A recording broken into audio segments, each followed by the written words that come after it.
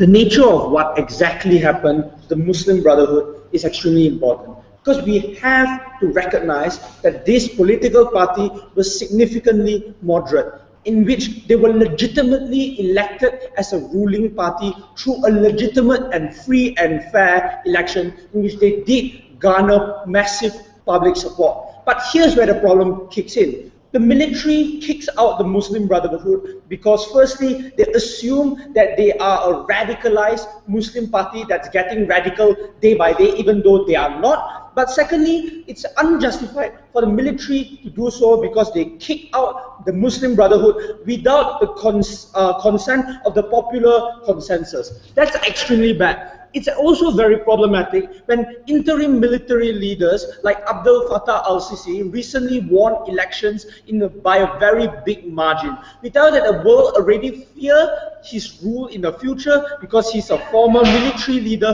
They fear that he will take his over-authoritative nature as a military leader to become a leader of the state. We tell you that moreover, he uses his massive military presence in the country that cause fear within the people on the ground itself, so that people would actually vote for him out of fear. That's why we think that the United States is in the perfect interest to help them and to solve this kind of problem. We are, firstly, because we tell you that the US is the most influential country and they have the obligation to solve this kind of complicit act that's happening within Egypt. Secondly, that public support extend towards US, like for example, we support Obama or John Kerry publicly stating the stances and the merits of the Muslim Brotherhood and all of their ideas. Thirdly, we will also allow public support, because public support is extremely important, especially when the US supports them, because it extends towards other nations that view the Muslim Brotherhood as complicit because the military painted them to do so, and we can change those kind of views. But fourthly, the public support can also help the Muslim Brotherhood regain its role as a legitimate political party. And lastly, that we'll also allow the members of the Muslim Brotherhood to get out of jail, which also means having a fair election apart from a dictated election. That's what's happening in status quo right now. Before I move on, yes? So it's helping the Muslim Brotherhood to get out of jail, regain their role as legitimate rulers, all these things you've just listed, goals that you're trying to achieve by saying that you support them. Yeah, I mean, it's principally in line with them. Because we tell you that, look, Abdel Fattah al-Sisi won by a big margin. The opposition didn't even get 1 million votes. Because people fear those kind of parties. We think that if there's a presence of the Muslim Brotherhood there, and if they are more inclined to them, those kind of unfairness in the election will not happen. We have 3 arguments for you at my speech today. Firstly, how will this policy work? Secondly, why it's unjustified to remove the Muslim Brotherhood and why they are actually a legitimate political party. And thirdly, why our policy can accord for the people of Egypt to have the free and fairest election possible. But let's look at our first argument, which is how will our policy work? Because we think that when the United States publicly declared, which means Obama say that I support the Muslim Brotherhood because they were elected legitimately, we think that this kind of massive rhetorical support would help these kind of countries. Because we have to recognize that many countries, many countries do fear the United States. Egypt is one of those countries. Because they know that the United States is an extremely influential country. That's why when something actually goes wrong, we think that the US has a moral obligation to solve that kind of problem. And even if they come out and argue to you that sure, our policy would fail, we think that the United States can sanction Egypt and Abdel Fattah al-Sisi, Mr. Speaker. We tell you that in cases in which sanctions were made, like for example the IRA in Ireland and also Libya, we think that let's say the military in Libya demilitarized significantly because they fear the sanctions US impose on them. That's why our policy will work. But on our second argument, why it's unjustified to remove the Muslim Brotherhood and why they are actually a legitimate political party. Because we have to recognize that free and fair elections were actually held earlier on. That the Muslim Brotherhood were voted in to rule Egypt after the Egyptian revolution, in which they overthrew Hosni Mubarak. We tell that it's unjustified for the military to just go on the assumption and say that the Muslim Brotherhood is radicalizing,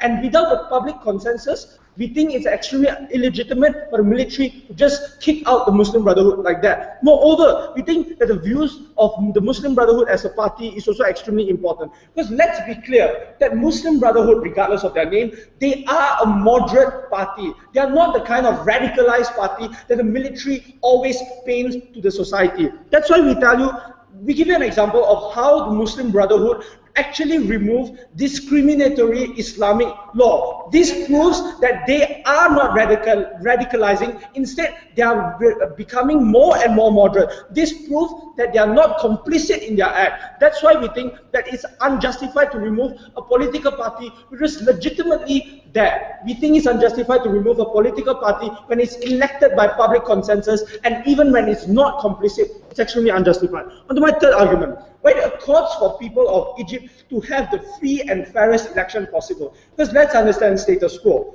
that there are immense fear within people. Because people on the ground fear the military significantly. We tell you that that's why they vote for them, they vote for them massively. It was never, their election was never based on the people on the ground's views or discourse. This is extremely unjustified because it's a implicit dictated elections done there. We tell you that Abdel Fattah al-Sisi, one week and the opposition never even get at least 1 million votes in such a populous country. This proves that Abdel Fattah al-Sisi uses his military presence as leverage to spark fear within the society in Egypt itself in order to win elections. And we tell that the world, once again, fear that he would bring his military nature and his authoritative rule into his leadership as a leader of Egypt.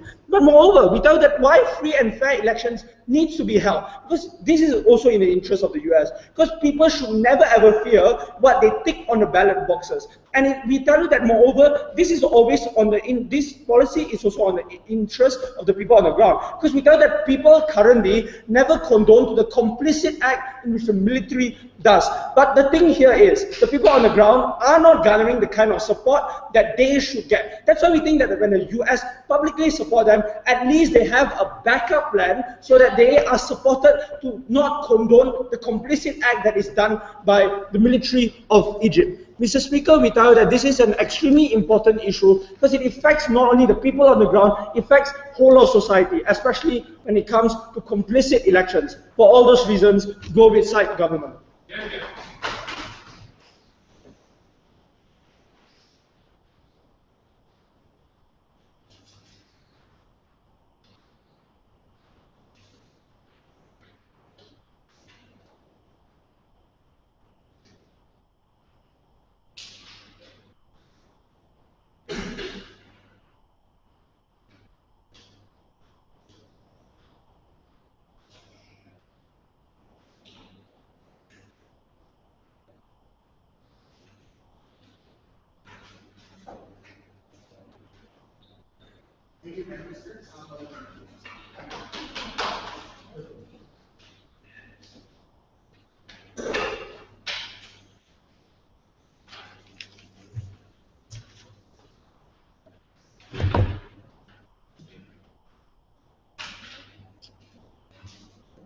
Mr. Speaker, here is the biggest problem with side proposition's case at the end of the day. Support for democracy, it is not equal to support for the Muslim Brotherhood. And that is our stance for today. The US can support democracy, the US can support the will of the people. That is entirely different from saying that we want to support the Muslim Brotherhood, we want to reinstate them in power, we want to ensure that they regain legitimacy, regain their role in power, regain their role to rule over all of Egypt. I'll be arguing a few main things for today. First of all, about the backlash in Egypt garnered by their policy. Second of all, about how you undermine the regional geopolitical interests of the US. And finally, about how you undermine the US's credibility in their foreign policy. But before that, let's look at two main arguments coming from their side of the House. First of all, on the moral obligation of the US to support the Muslim Brotherhood, and second of all, on how they help the Muslim Brotherhood to regain power and regain their status. First of all, they say that there's a moral obligation because they were voted in, they were legitimately voted in, they shouldn't have been ousted.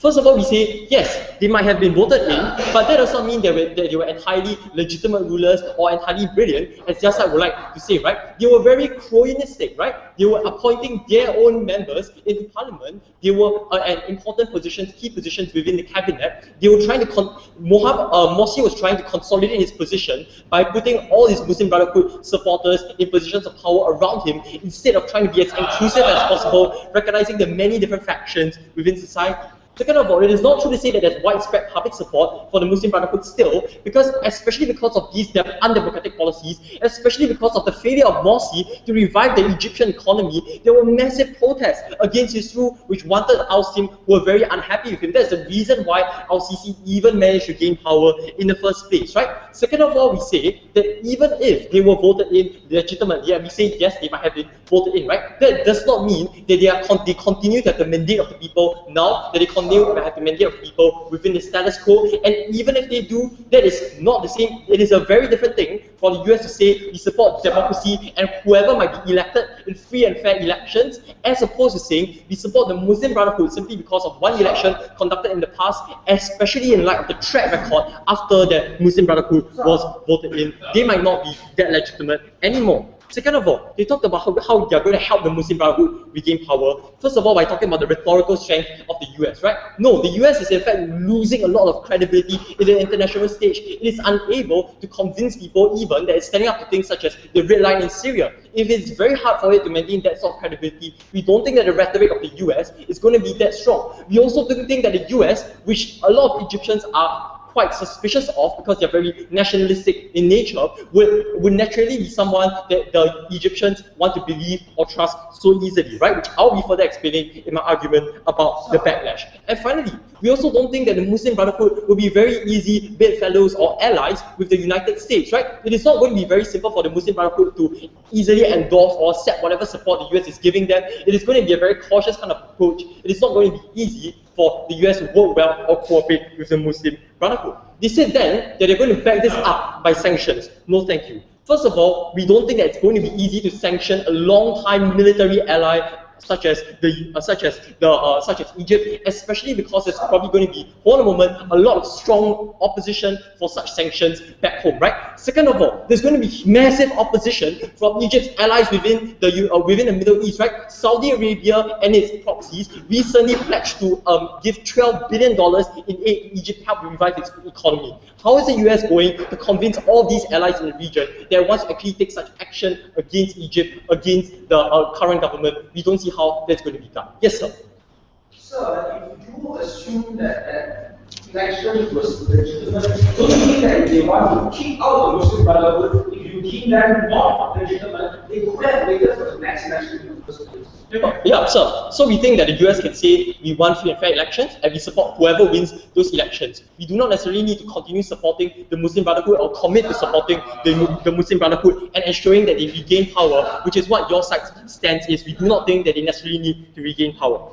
My arguments for today. First of all, about the backlash in Egypt, right? We say that the Muslim Brotherhood is strongly opposed by members of the military, especially since they are cracking down very hard on the Muslim Brotherhood. We also say that there's significant public opposition or suspicion of the Muslim Brotherhood. People are quite ambivalent. They don't necessarily like the Muslim Brotherhood. They don't necessarily like the army, right? We don't necessarily think that grants legitimacy to either of these bodies. We say that both of these bodies have been quite undemocratic in their nature. But the way in which the US sends out strong support and publicly extends support for the Muslim Brotherhood is likely to garner huge backlash in Egypt because, first of all, of the suspicions of these Egyptians in terms of US ambitions and US intentions, right? We don't think that it's going to be very easy for them to support what is perceived to be Western imperialism of democratic ideals, especially in a situation where many people are already suspicious of the Muslim Brotherhood. We don't think it's going to be easy for the military, for the military to accept that, or for the rest of Egyptians who are only going to perceive the US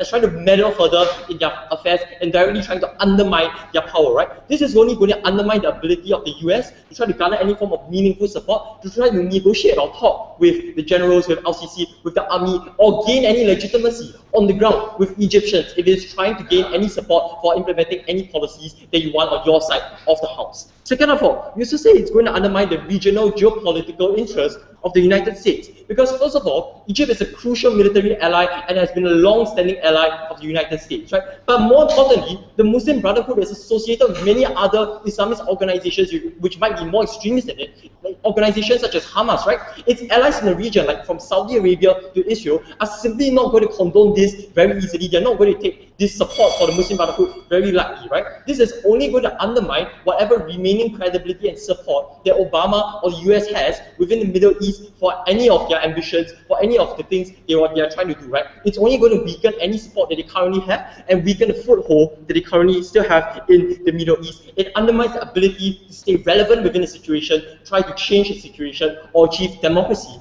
even if specifically that's what you want to achieve in this instance. And we say that as a whole, this is only going to undermine the credibility of Obama's foreign policy as a whole, because they are ultimately supporting somebody which is opposed to many of their traditional allies, right? They're suddenly taking sides in a conflict which is very complex, very complicated, which they might not be able to sustain at the end of the day. It only undermines the US credibility and ability to conduct all of its interests in the region. It undermines their interests, it undermines democracy. We are very proud to say that this is not a fair policy.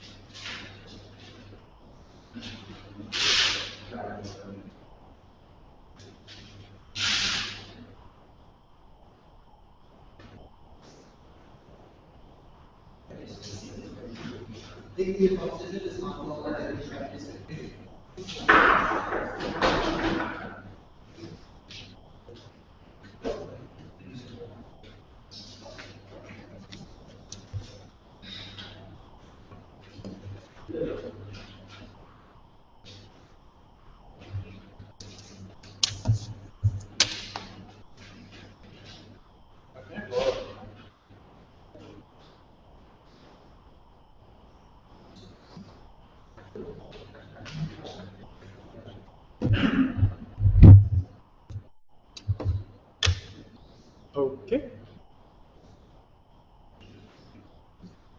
The presence of a stance, or lack of one, can be seen as a direct flag towards all other nations out there to what you want and what you believe in and what your principles are.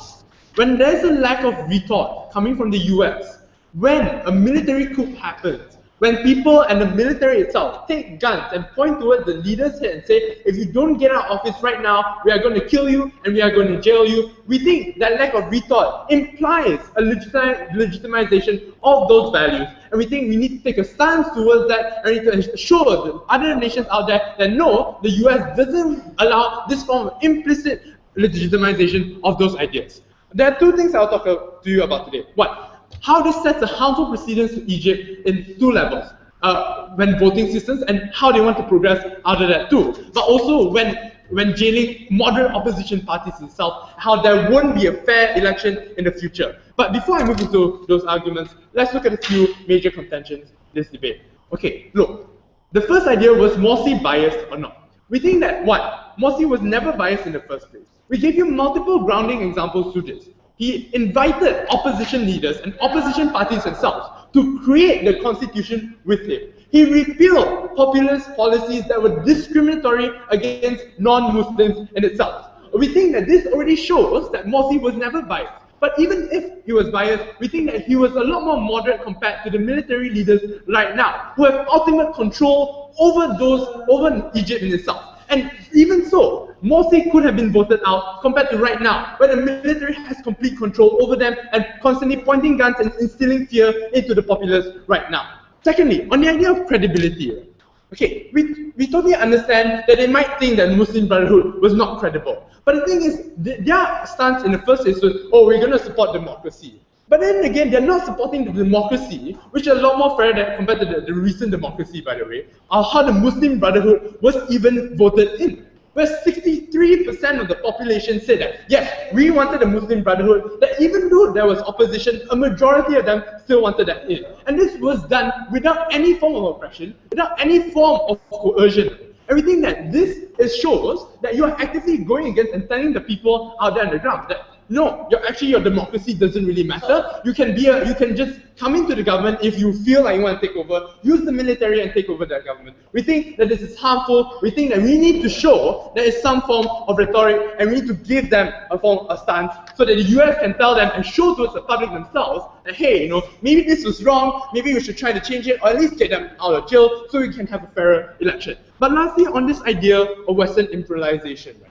Okay, but before that, let's look at the mistrap that they came out. Because they also told us that, oh, we're going to suddenly take sides and we want the Muslim Brotherhood back in power. We told you from the start that no, we didn't want the Muslim Brotherhood necessarily back in power. But we wanted to ensure that the Muslim Brotherhood received the legitimacy that it should have deserved and not been labeled as a criminal party, especially considering that they actually helped progress Egypt itself from an extremist country, from Hosni Mubarak, who was driving it into the ends of the earth. Right? But let's talk about Western imperialization, because apparently this was such a big thing. The problem is that Western rhetoric of the US would be, on the first level, even worse under their paradigm when the US takes no stance at all and says that, yeah, even though there are a lot of problems out there, we're not going to do anything about it. Right? We think that the US needs to show, and especially it needs to show everyone out in the world out there, that yes, if you do a military coup, it's against the principles of democracy, it's against all the principles that the US believes in, and there should be a stance towards that. But about Western imperialization, right? We don't think that it's Western imperialization or there will be a large backlash of Western imperialization when you are instituting an Egyptian party in itself and not a Western party, right? This Egyptian party had won previous elections, were legitimate, and a lot of people still see them as legitimate and will want to vote them in. Right? We think that there wouldn't be any form of backlash, and even if there was backlash, we think the Muslim Brotherhood was a legitimate, and it's also tied to a lot of other political parties out there that also provides this legitimacy, right? But before I move into my substantive, sure. Insofar as it was people's political debate and we were willing to sanction Egypt, why do you think in that instance there will be no backlash against Americans? Look, even if there was a backlash, right, and this is very clear, we think there's a comparison here, where there's a marginal benefit towards us, where if you continue to allow this to happen, Egypt will be in the cycle continuously about how, oh, the militaries are our leaders, we can't vote them out because there is a fear towards that. But it also shows that, yes, you can dominate politics by putting your moderate opposition in jail if you have the power. We do not want to provide that forms of rhetoric, and we do not want that to continue. But let's look towards how this sets a harmful precedence towards Egypt in itself. We tell you that the stability of that region is definitely, and we agree with side opposition here, contingent upon how Egypt is being run right now. We think that right now the military leaders itself that were instituted are not even helping out with the United States or having direct relations with them, right? And this is because they fear that the United States is going to fight against them. But we think that this is good, because what happens now is that when the US explicitly says that, yes, you are illegitimate, this forces those military leaders to maybe reconsider what they are doing towards the country right now. Maybe they have to rethink and let the Muslim Brotherhood out of those countries, right? And this is better towards the stability, because you allow another form of counter-narrative to exist.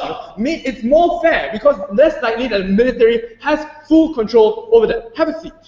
Okay, let's also continue, right, about this idea about precedence towards Egypt. When you do allow this, you also instill this idea that, hey, maybe military coups are a legitimate form of getting, the things that you want into governments itself. And this is harmful because essentially it speaks towards all the other nations around Egypt, which are definitely in turmoil. We talked to you about things like Syria, which are definitely need some form of representation, or maybe someone to look up to towards that, right? When they actively see that, yes, the principles of democracy are actively being supported by the US nation itself, which is big and which is willing to help you, we think that this shows towards other countries that, yes, if we do have a popular vote, we don't have to fear all the other forms of coercion that might happen under military rule, right? We think that considering there's also public support towards this is even better for Egypt themselves, because it allows for that discourse to happen and to show which political parties can actually exist. But one of the harms as well that exists, that they didn't want to contend to, right? On the idea of coercion, and that the election committee itself was run by military leaders. This shows that there was no form of legitimate election. If they wanted to stand for democracy, they would have stood for the Muslim Brotherhood itself. We told you from the start that this was no democracy. You side with that government.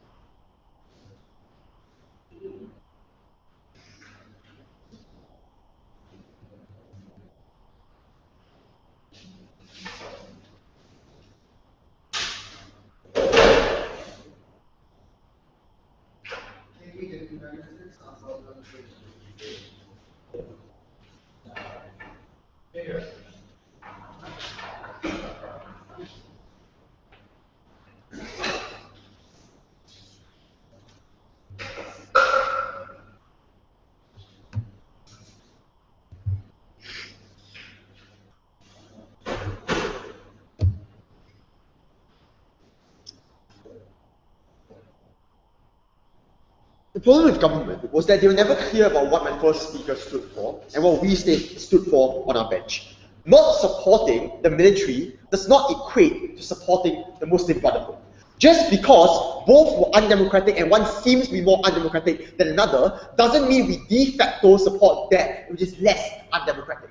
Our side is only willing to support democracy as a concept until we reach a state of free and fair elections. We don't necessarily think we need to take sides. We don't need to support the Muslim Brotherhood. We don't need to support the military. We don't need to support any particular party until we can ascertain that this party was fully democratically elected and this party acted in a way that was democratic. That is our stance, clear from first speaker, that we refuse to engage with on their side, and therefore ran a case that was tangent to the true debate. But let's play their game. Let's rebut their case in two key areas. The first question I'm going to talk about is the idea of whether, the idea of achieving free and fair elections and the need for a stand of the United States in this issue, and more specifically, the second idea about whether they would even be able to create any sort of change in terms of using sanctions in terms of the clout of the US, as they would like to put it. So the first idea, the concept of free and fair elections. So I already talked about how we support free and fair elections, so we don't think that is part of the giant debate anyway, because we don't think necessarily that the Muslim Brotherhood was someone who was fully democratic, since they did have a huge number,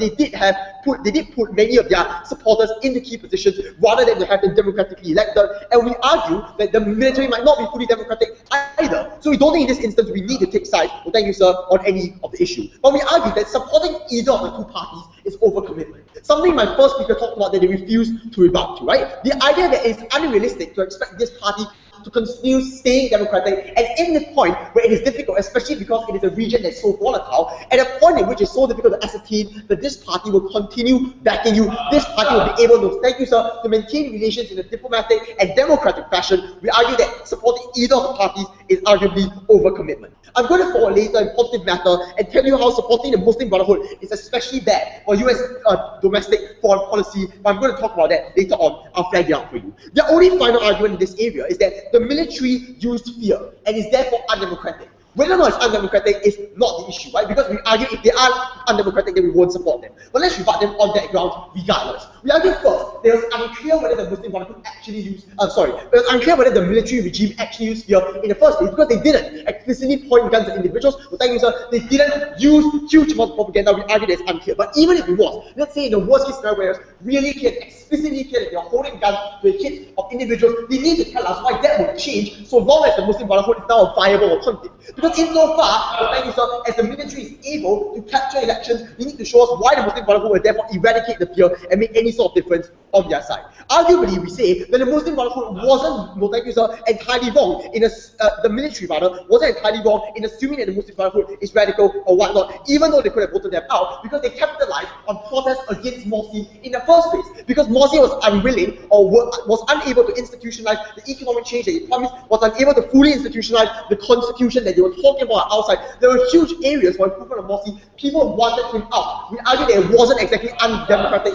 in the first place. So thank you, sirs. We argue that there is reason, and in this case, we don't necessarily need to support either of the sides. Let's move on then to the practicality. We'll play that game and talk about whether it will even work. Let's assume that the Muslim Brotherhood was a brilliant organization and we really want them back in power. Will their policy or stance work? So what did they tell us? They told us two things. First, there was a fear of the US, and this will cause them somehow to rethink the stance in terms of the military. No, that just won't happen. If the military rose to power and ousted the entire government, they wouldn't rethink the stance just because the US says no. So what was their best second alternative? The second alternative is sanctions. And here's where the trouble on their side was that they refused to listen to my first speaker's arguments, because they gave you several arguments and showed you why sanctions will ultimately harm Egypt, harm US foreign policy, and harm the region. The first was a domestic argument, domestic within Egypt. This is because Egypt is a long-standing ally within the US, and we argue that there is huge public backlash if they were to continue supporting the US. We argue there is already suspicion against the United States as Western imperialism. We argue that this will only undermine it at the point in which the US explicitly placing sanctions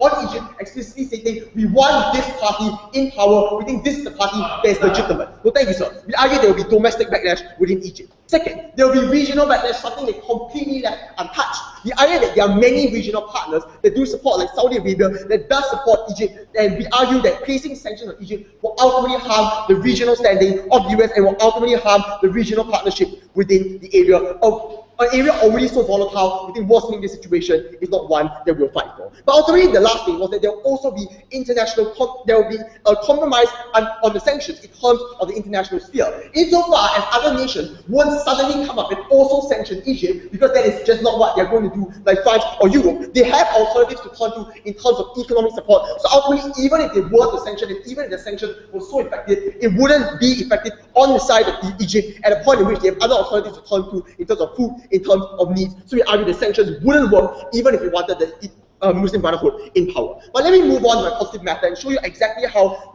supporting the Muslim Brotherhood is going to harm domestic, the US foreign policy in general in terms of domestic perception. This argument begins from two very simple premises. The first premise is that US foreign policy of Obama needs strong domestic support. And this is something, hold on a minute, sir, I'm going to talk about, but before that, go ahead, sir.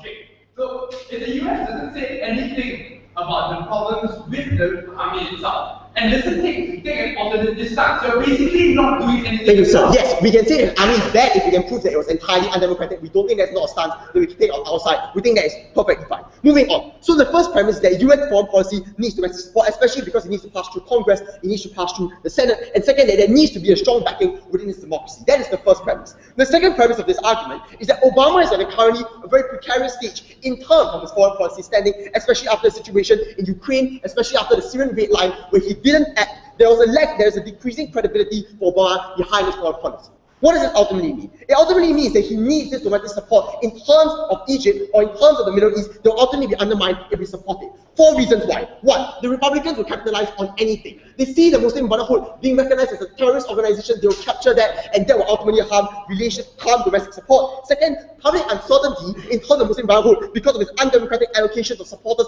in the government position means that the public will be uncertain as to whether the US is taking the right approach in supporting the Muslim Brotherhood. Third, the religious misalignment of the Muslim Brotherhood with the US as a Christian state and having the second largest religion as Christianity is ultimately harmful. And fourthly, the giant Israel lobby within the US and the association of Egypt and the Muslim Brotherhood with Hamas ultimately going to harm domestic support for this. Ultimately, because domestic support is harmed, it harms US foreign policy. Not only does it harm Egypt, it harms US, it harms the region. We stand very firmly in opposition.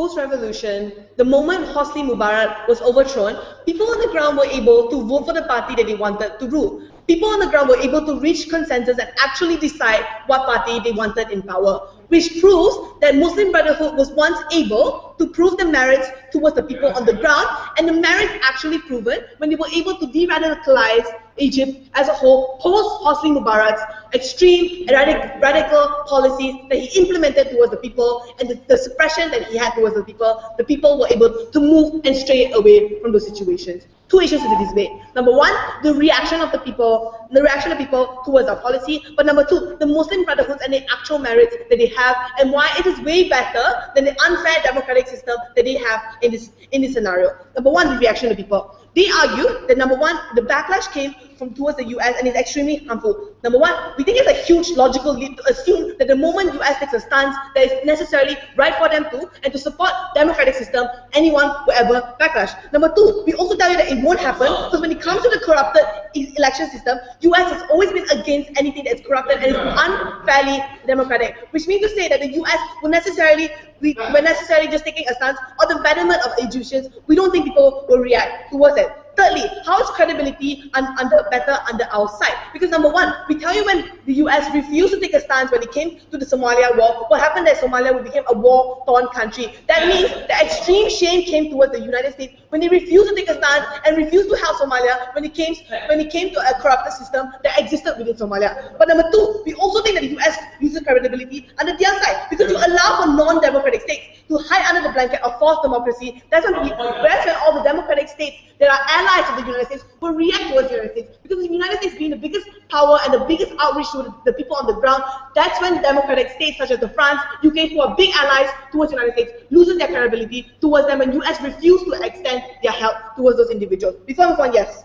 So by logic, you support the US drawing red line in chemical weapons, even though it's unable to live up to that, especially because of the lack of support from like Britain and its allies. Even if there was lack of support when it came to that situation, we think the US had all the rights to take an active stance against what's wrong with the suppression of people on the ground, what's wrong with using military or using chemical weapons in their scenario. Sit down. But secondly, when it came to the idea on the US and how they will lose foreign policy, number one, that was the biggest logical leap and argument, and we don't think it benefits their side, because they never proved to us the link of how necessarily when you take a stance towards the betterment of Egyptians, you necessarily lose foreign policies anyway. But secondly, we think that it's not so, that argument is not significant at all, because we think that the US has always been intervening in a situation where there is a corrupted system. We give you examples that the United States had to intervene in Afghanistan because there was a situation on the ground that they had to necessarily resolve, and we don't think there was any lack of support and lose of support that happened towards the United States. We don't think the argument flies, because that's status quo. The United States has always been intervening when it's necessary for them to take an active stance, and even if they don't intervene because of the lack of support, we think that it's right for them to take a stance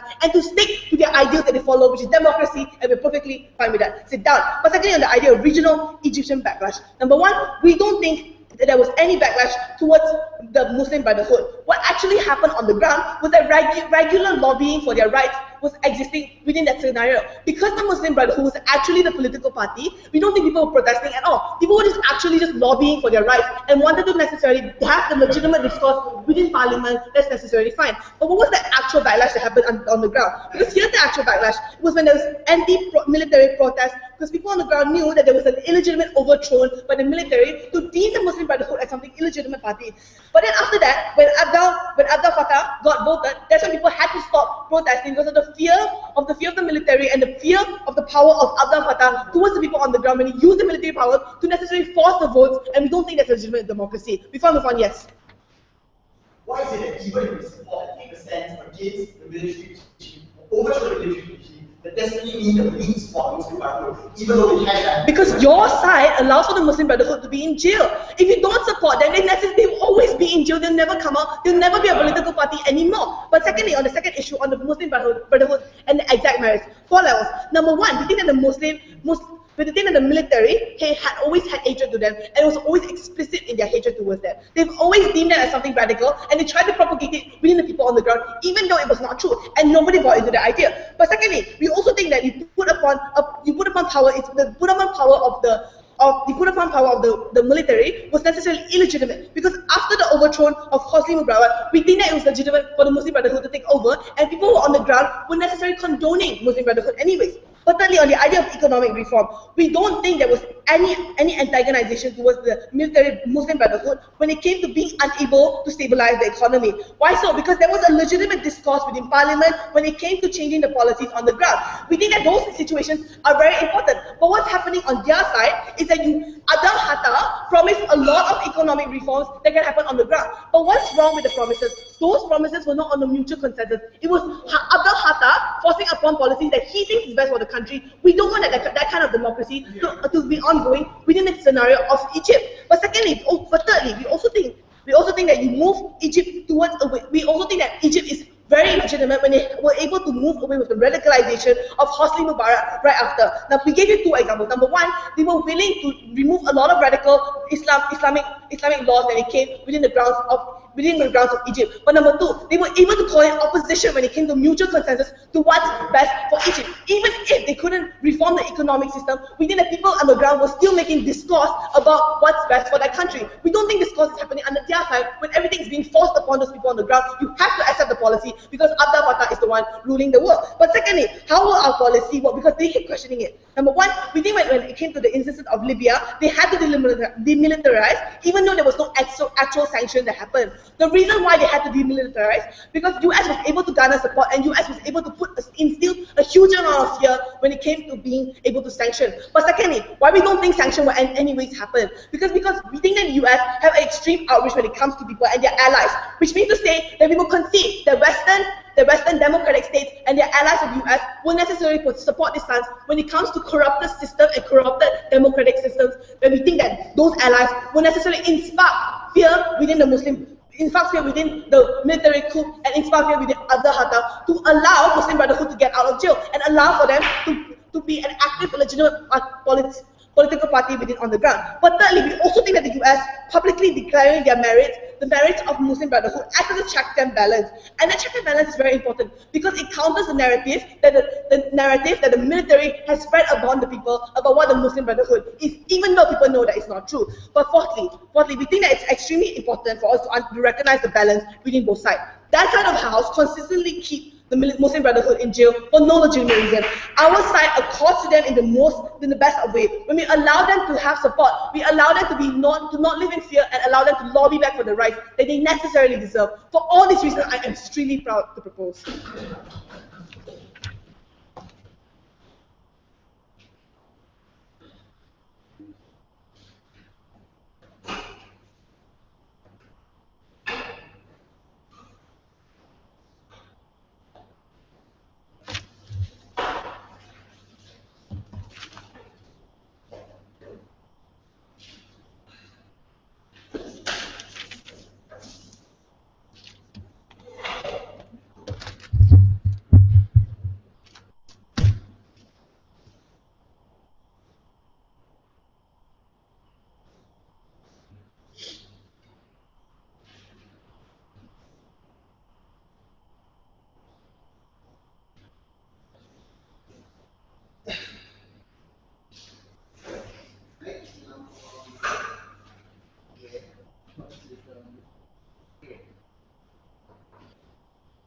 Mr. Speaker, this debate isn't so much about what is in the best interest of Egypt as much as it is in a debate about what is in the best interest of the US. And what is most characteristic about their case is that even whilst we agree to many of the problems they've outlined in the Egyptian situation, the problem is that they never proved to us why the US had to do this, except for saying that there was some arduous, absurd moral obligation there was to act as a global leader to set the precedents. When in fact, we must realize that most nations hold obligations first and foremost to the people. Whatever benefits the people is moral obligation. So let's ask two questions. What is in the best interest of Egypt? And secondly, what is in the best interest of the US? The second clearly being more important. First question.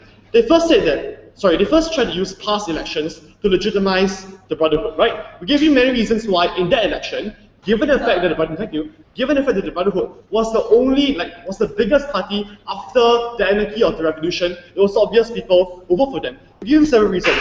The first was this, that they were colonialistic. The fact that you wanted to to try to spread the message of Islam through the government, and while simultaneously trying to fulfill responsibilities as the Prime Minister, is ultimately extremely suspicious. But more than that, let's look at the reactions people had to this, right? Like the rhetoric that I don't want to follow populist policies, and therefore I will cut down on welfare, therefore I will impose policies which actually help you when you know all you want are populist policies, is rhetoric that allowed Morsi to shirk responsibility for fulfilling the interests of the people. That is why populist policies is just a lexical misrepresentation of what the people actually want. When people protested, what did he do? He was apathetic about it. He didn't do anything, he just shied away from these protests. And in fact, the fact that people had to protest, no thank you, to express their political beliefs was tantamount to the fact that there were no legitimate channels, no thank you, for them to convey their dissent to Morsi without taking to the streets.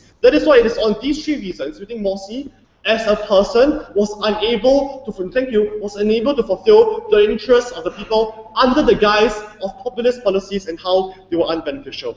But more importantly, what is most characteristic about their case is that they are confused between a few things, right? They're confused between saying that we don't support the military coup and saying that we support the Brotherhood. And at the same time, they're confused between saying that we recognize the legitimacy of a particular organization. No, thank you, sit down. And at the same time, saying that we publicly support and want you, to regain power. Ultimately, we think that if it is the case that their problem lies with the military and how they are oppressing people, that is just distinct from the problem of the Brotherhood.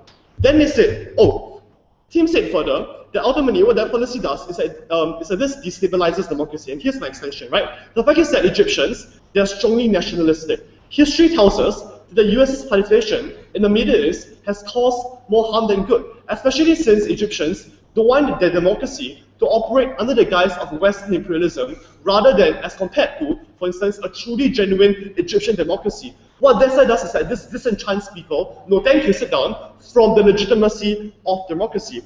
Ultimately, and more importantly, this has never proved why diplomatic stances were so effective. We just reject the characterization that the military, being so oppressive as they want to characterize, will just rethink their stance the moment, no thank you, the US says no. In fact, because with the military, they want to put up a fight. So if the case is premised on this being an effective solution to placing them out of jail, we don't see how this is the case. But more importantly, even if this was what is best for Egypt, we don't think that this is in the interest of the US to do so, right? Because ultimately this debate is about the perspective of the US. We told you several things which they haven't responded to. The first was this. We told you in this speech, this undermines the credibility of foreign policy. The track record of Obama's foreign policy is as such. It is inactive, it is hypocritical, and it is in two hearts about everything. Consider the red line in Syria. The fact that even though he promised that once this red line was crossed, he would do something, he never actually did. What about sanctions? No, thank you, sit down. What about sanctions in North Korea, which he repealed ultimately, and he fell back on in the case where everyone wanted them to do so? What happens is this, right? Ultimately, when you misuse foreign policy and you don't consider how this foreign policy is being enacted, you dilute the legitimacy of the foreign policy. And this conveniently rebuts their argument about why we should use political influence to set precedents. Because guys, there's no political influence to begin with. It is diluted and will be further saturated by your policy. We told you further how this will cause the US to lose a foothold within the Middle East region. The fact is this. Thank you. The fact is this. The Middle East is in a chaos, right? There are many players in the region. They want to exert political dominance over the region. For instance, organizations, no. For instance, Hamas. For instance, Israel. No, thank you. For instance, the Arab League. What happens there is that when you throw your back behind Israel, or you throw your back behind a particular organization, what this does is that this increases the fear that the US is trying to exert dominance over, thank you, the Middle East, rather than allowing it to organically play out. And this will cause these organizations, for instance, Hamas, to radicalize and to resent the participation, no thank you, of the US within these regions. It is not in the interest of the US to lose, oil and money and political clout. Before I move on, yes. Egyptian or any Middle Eastern support, under your side, the US also lose democratic ally support against the country. No, this is premised on the fact that the US must support democracy. But as we told you, there's a difference between supporting democracy and supporting for a particular party in a democratic election. Especially since we think the best outcome for any anarchy is to let the situation organically play out. Because a democracy is premised on the fact that the people can express what they want through the vote. The moment you lend a priori importance to a party by making it easier for the party to gain power, you destroy this organic process of democracy, and that is ultimately extremely pernicious. Then they said, oh, there's a moral obligation to influence these nations. First and foremost, there's no obligation whatsoever. The first obligation of any nation is to fulfill the interests of the public. And this coincides very easily with Brian's substantive about what we think that Islamophobia will mean. That at the point when you send a message that the US government, that Obama is supporting a Muslim movement, what happens to the Christian organizations within the US, especially since the Christian demographic within the US is so big? Consider the Southern Baptist Convention, or for instance, the Roman Catholic Convention with over 71 million members. The fact is this, the people don't want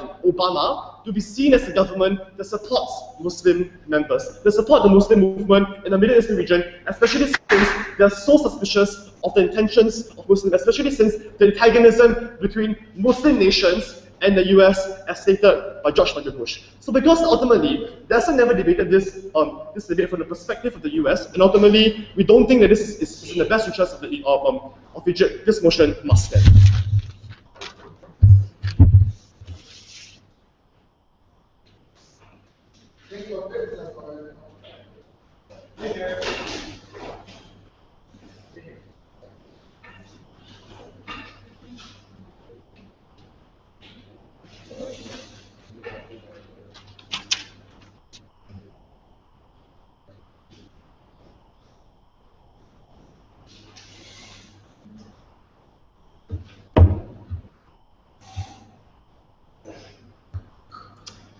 At the end of the day, Mr. Speaker, here is the problem with Proposition's case. You can vilify Al-Sisi all you want. You can vilify the military all you want. You can stand for democracy all you want.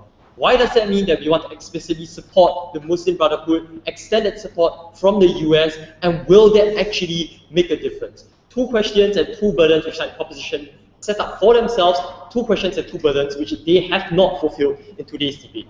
Let us examine, first of all, the principle, right? They told us that they were elected democratically, and therefore, we still want to support them now. First of all, we told you that, you know, the Egyptians who elected the Muslim Brotherhood, they hoped for a Muslim Brotherhood which was better than all the other alternatives, which would be able to revive the economy, which would be able to take into account all their secular interests, would be inclusive of the rest of the country. What instead happened? The economy was not revived. Morsi ultimately put all his Muslim Brotherhood friends into positions of power instead of being inclusive, right?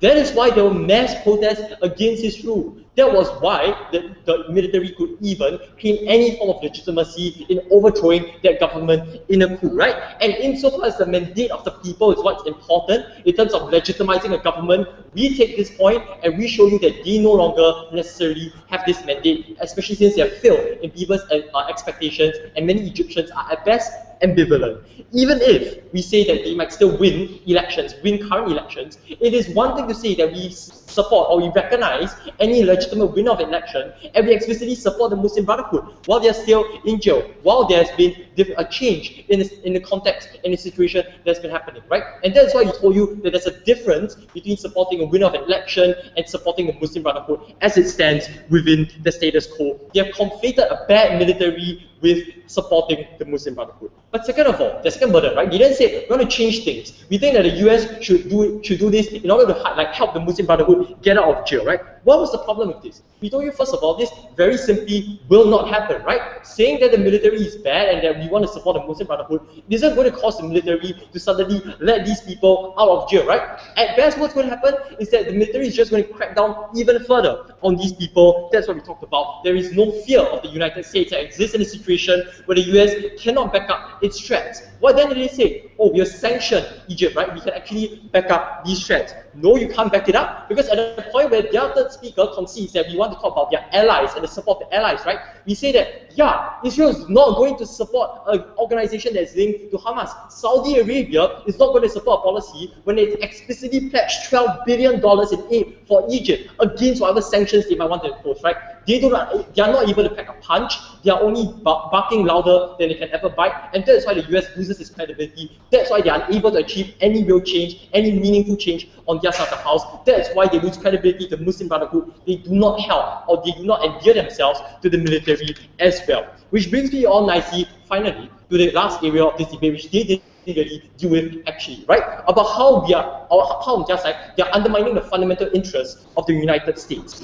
How is supporting the Muslim Brotherhood going to like give you allies in terms of like Britain and France, right? This simply does not happen. At best, you support democracy, but you do not commit yourself, similar to a Syrian situation, where you set a red line, thinking that you're going to do something, when in fact you are unable to back up that threat. That is when you appear weak. That is when you lose credibility. Not when you so-called sit by and do nothing, but when you promise to do something, when you promise to support the Muslim Brotherhood, when you promise to get them out of jail, but are unable to do anything at the end of the day, especially since the Muslim Brotherhood isn't even the best and most friendly people with the United States at the end of the day, right? They undermine the credibility, they undermine the support back home, because the majority of the opponents, the political opponents of Obama back home and the voters back home simply aren't going to support such a policy. They incur massive backlash all around the world as well as back home. We don't think they'll be able to achieve any sort of change at the end of the day. Their principle cannot stand. Oh.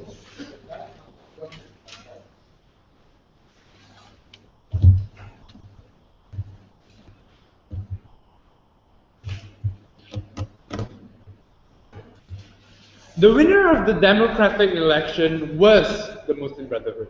And this shows if they ever wanted to support a political party or anything, or even wanted to support democracy, they had to support for the Muslim Brotherhood. Because if you agree, and they did, by the way, that the military wasn't a legitimate democratic institution, then obviously then you have to go back and revert towards what we talked about. Where the Muslim Brotherhood was the one who was democratically elected. That's why we need to support them and get them back into society so they can participate in elections further compared to what's happening right now. Okay, so let's look at a few contentions and let's look at some things that they didn't respond to, right?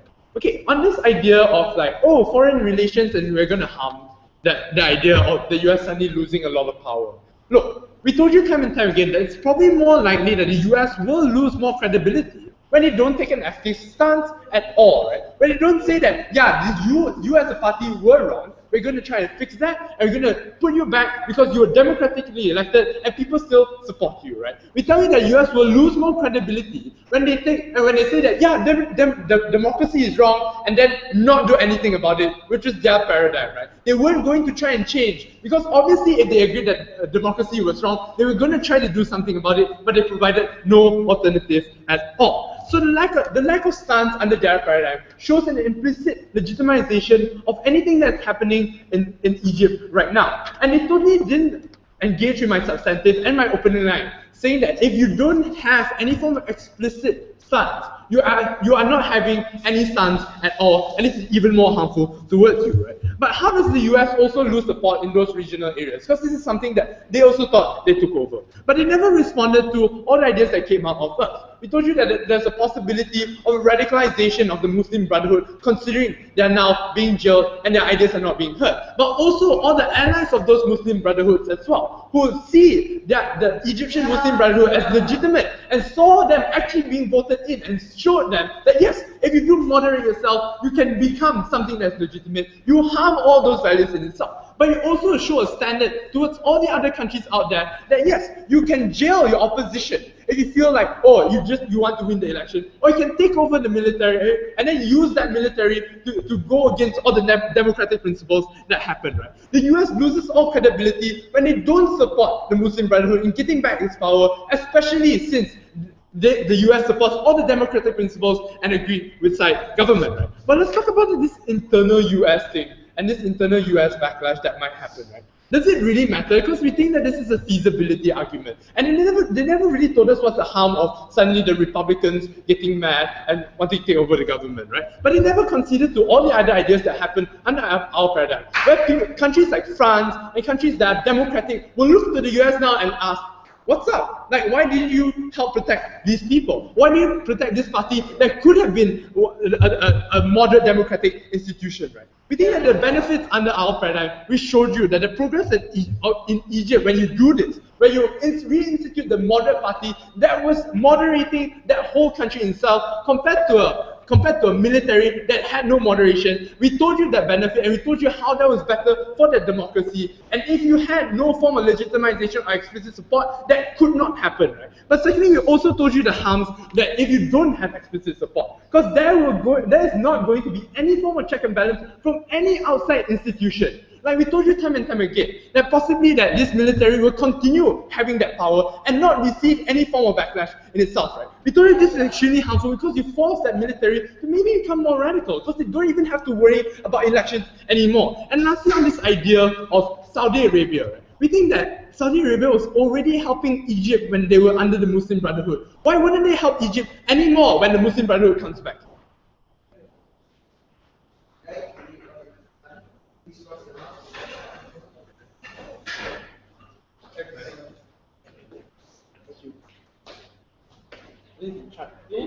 We know that you're organizing this conference. No, I'm not off. I'm the chair of the and you're leading the secret. Yeah. Yeah.